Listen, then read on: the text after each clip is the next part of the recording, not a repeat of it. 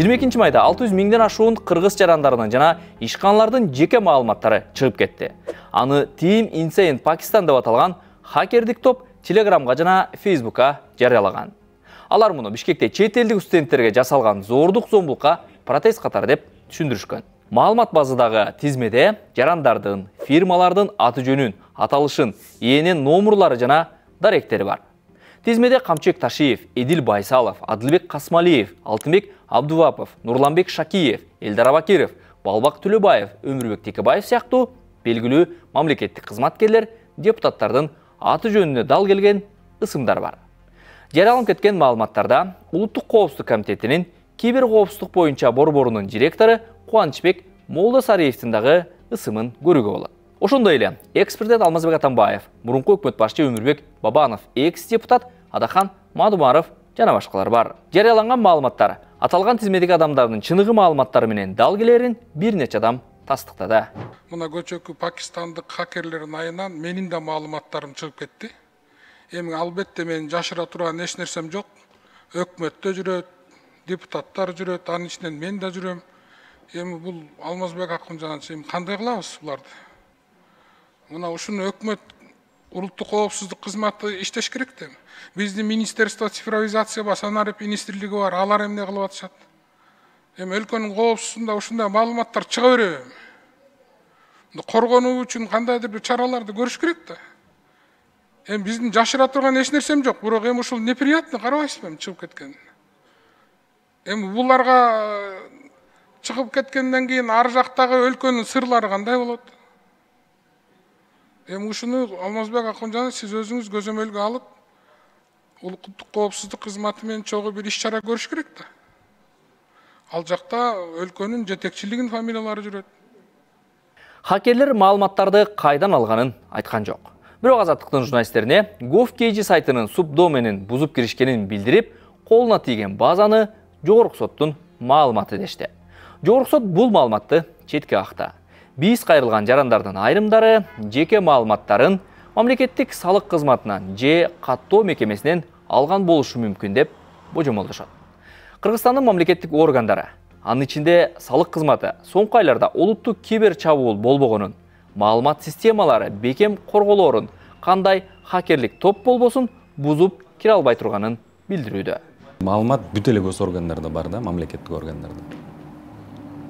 Эгерде мисалы сиздин канча салык төлөгөнүңүз бир жакка чыгып кетсе же башка ошондой салык менен байланган маалыматтар чыгып кетсе, анда ал салык кызматына эле чыгышы мүмкүн болчу да.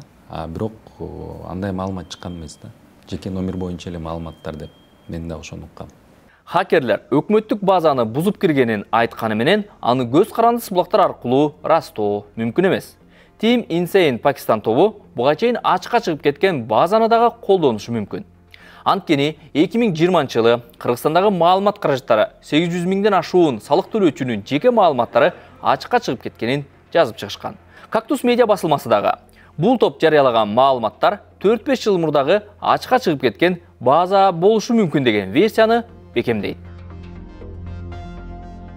Жеке маалыматтардын ачыкка чыгып кеткени жөнүндөгү макалалардан кийин жеке маалыматтарды коргоо агенттиги бул окуяга түшүндүрмө берди. Анда мекеме 600 миңдей жаранга таандык делген маалыматтар талданып чыкканын, алар 2020-жылы мамлекеттик салык кызматынын сервисинен чыгып кеткен маалыматтарга окшош экенин билдирген. Соңку учурда мамлекеттик тутумдардан жеке маалыматтар чыгып кеткен учур катталбаганын тактаган. Мейли, жарыяланган база эски болгон күндө деле жүздөгөн адамдардын жеке маалыматтары ачык булактарда сакталып кала бергени эмнеси менен коркунучтуу. Аны шектүү топтор кандай максатта колдонушу мүмкүн? Главный хакерлердин интереси только акчада. Интернетте часто ушундай взлом болгондо мындай айтып коет Darknet деген. Ошака ошолорду кээ бирлер сатат. Ошондой информацияны жана фишинг, башка технологиялар менен сизден акча урдаш үчүн башкаларга сатышы мүмкүн ошо базаларды. Тақта номери бар болсо, ИНН бар болсо, башка информация болсо, ошондой информацияны колдонуп, потом мошенниктер башка бирөөнүн атынан акча сурашат. Мисалы, мен банктан чалып атам, сиздин атыңыз жөнүңүздү, ИННиңизди, адресиңизди айтса, сиз көбүрөөк түшүнөсүз да. Ошондой ар кандай максаттар менен кылышы мүмкүн да. Кыргызстандын баш мыйзамынын 29-беренеси жарандардын купуя маалыматтарынын сакталышына кепилдик берет. Берененин 4-чү бөлүгүндө мыйзамда белгиленген учурларды кошпогондо адамдардын макулдуксуз анын жеке турмушу тууралуу маалыматты, купуя маалыматты жыйноо, сактоого, пайдаланууга жана жайылтууга жол берилбейт деп жазылып турат. Өлкөдөгү маалымат коопсуздугун жеке маалыматтарды коргоо боюнча мамлекеттик агенттик жана Улуттук коопсуздук комитетинин алдында мындан 1 жыл мурда түзүлгөн кибер коопсуздук боюнча координациялык борбор деп аталган 2 мекеме коргойт. Team Insane Pakistan тобунун Telegram каналында 1200-ге жетпеген катталуучу бар. Интернеттеги ачык булактардагы маалыматтарга ылайык Team Insane Pakistan тобуна Пакистандын сыртында жайгашкан диний идеология үчүн хакерлик чабуулдарды жасаган адамдар кирет. Бул топ Индиядагы веб-сайттарга чабуул жасаганы менен белгилүү. Соңку убактарда бул топтун Telegram каналында Газадагы согушка байланыштуу Израилдеги сайттарга дагы хакерлик чабуул жасаганы тууралуу маалыматтар чыккан. Бул топтун артында чынында Пакистандын жарандары тураарындагы ырастоо мүмкүн эмес. Азаттыктын журналисттери иликтеген бул макаланын толук жана кенен версиясын Азаттык чекит орг сайтынан таба аласыз.